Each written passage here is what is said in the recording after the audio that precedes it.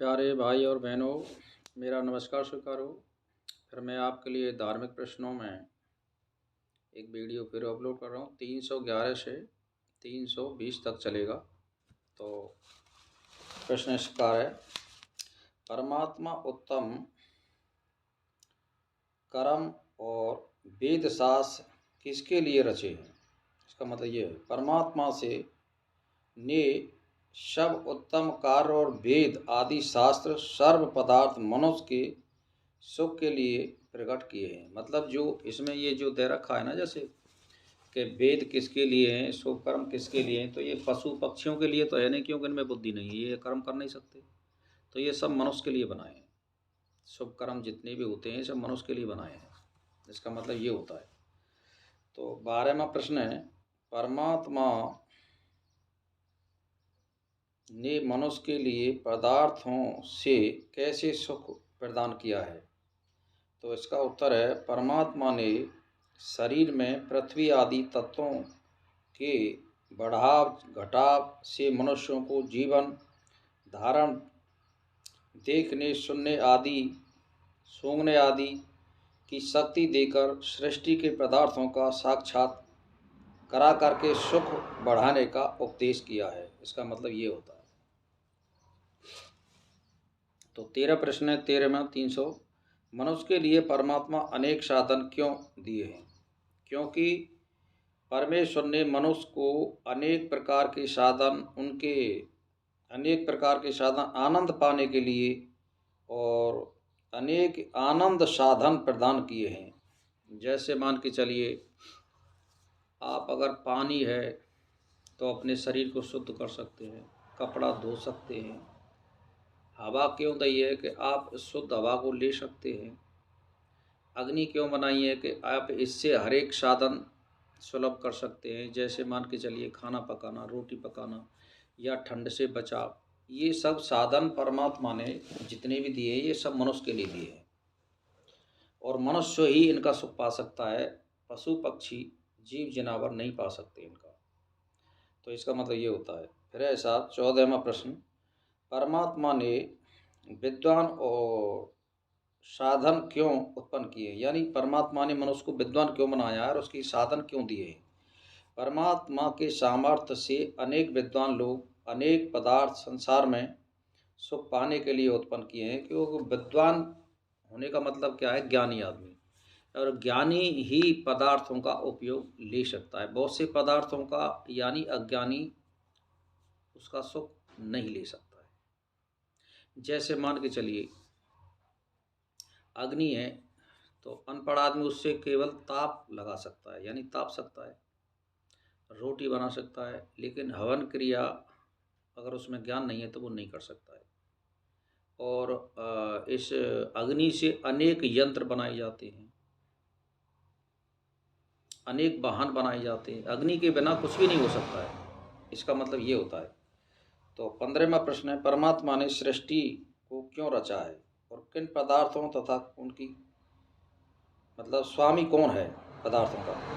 अनादि चक्र रूप संसार में परमात्मा अपने सामर्थ्य से प्राणियों के कर्मानुसार सृष्टि रचकर आप ही सर्व नियंत्रा होता हुआ सबको सुख देता है। मतलब इसका हुआ है, जैसे कर्म करता है वैसे वो परमात्मा उसको सुख देता है। इसका मतलब ये होता है। तो 16वां प्रश्न है हमारा, 316वां प्रश्न कि तो ये 15वां प्रश्न का भाई उत्तर चलेगा। फिर उस ब्रह्म पदार्थ सामर्थ्य से प्राणियों के समित पूर्व कर्म अनुसार 5 ज्ञानेंद्रियां, आँख, कान, नाक, नेत्र, जिह्वा, नासिका, 5 कर्मेंद्रियां यानी हाथ, पांव, वायु, उपस्थ, नाक, कर्मों को जानने और करने के लिए उत्पन्न हुए यानी जानने के लिए ये पदार्थ बनाए। जैसे कान सुनने के लिए है, आँख सूंघने के लिए है, आँख देखने के लिए है, मुख जिह्वा यानी स्वाद लेने के लिए। ये सारी जो ज्ञानेंद्रिय किसके लिए बनाई है? ये इनका ज्ञान उत्पन्न हो मनुष्य में। इनका सुख ले सके, इसका मतलब होता है। तो 16वां प्रश्न है, प्रलय काल में शव का अधिपति कौन रहता है? प्रलय में प्राणियों को कर्म और ईश्वर सामर्थ्य में शमित यानी रक्षित थे। मतलब ईश्वर की सामर्थ्य रक्षित होते हैं ये। फिर सृष्टि काल में कर्मों के फलों के अनुसार प्राणियों को विविध प्रकार की शरीर और स्वभाव प्रकट हुए।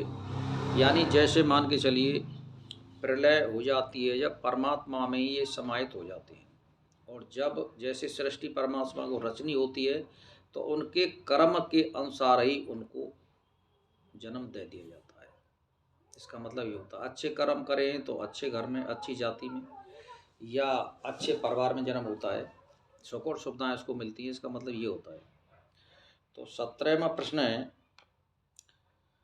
कि दर्शन, श्रवण, आँख आदि गुण कहाँ रहते हैं?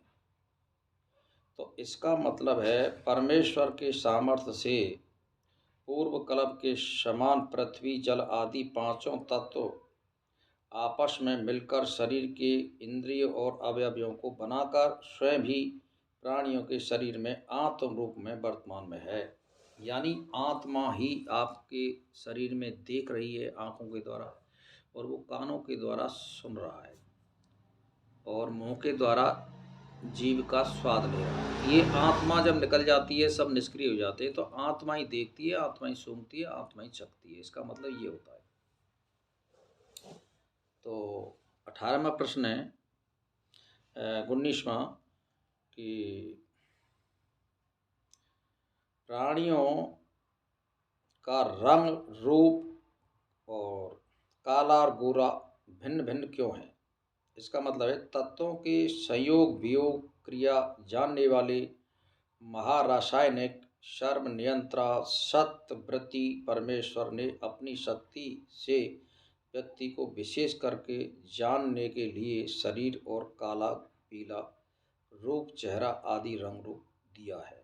इसका मतलब ये होता है, जैसे मान के चलिए कि माता पिता खूब दोनों काले हैं तो उनका लड़का लड़की गोरा भी हो सकता है, या जैसे माता पिता खूब गोरे हैं तो काला भी हो सकता है। तो ये जो है उसके संस्कारों के अनुसार एक पहचान के रूप में वो कुछ ना कुछ परिवर्तन या रूप रंग बदलता है। इसका मतलब ये होता है, एक से चेहरा कभी नहीं दिखता है, वो पहचान के लिए होता है सभी। तो 320वां प्रश्न है, मनुष्यों को निद्रा आलस्य क्यों होता है?